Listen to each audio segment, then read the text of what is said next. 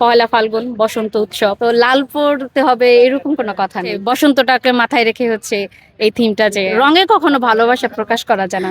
ভালোবাসার রং যে লাল হবে এমন না।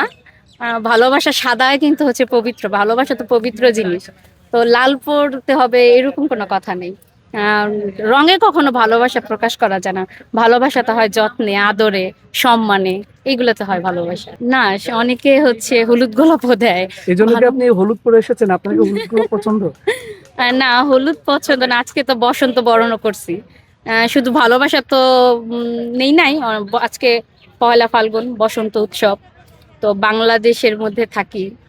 তো ওই কারণে হচ্ছে বসন্তটাকে মাথায় রেখে হচ্ছে এই থিমটা, যে হলুদ বা হচ্ছে কি মনে আমার কর শাড়িতে দেখবেন অনেক ফুল। তো সেই হচ্ছে এই পারপাসে হচ্ছে শাড়িটা পরা।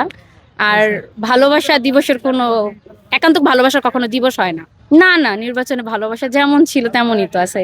আরো ভালোভাবে সেলিব্রেট হচ্ছে। কই ভালোবাসা দিবস পন্ড হয়ে গেছে? না না, কই অনেক ভালোভাবে সেলিব্রেট হচ্ছে। চারিদিকে আপনি তাকান, কোথাও মনে হচ্ছে যে ভালোবাসা কোথাও কোনো কারণে পন্ড হয়ে গেছে?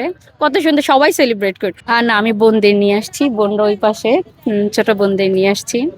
ডাবল বলতে হচ্ছে কাপল কাপল নিয়েছি না, কিন্তু ছোট বোনদের নিয়ে আসছি, ওরা ঘুরতে আসছে, ওদের সাথে সময় কাটাচ্ছি। এটাও আমার একটা ভালোবাসা।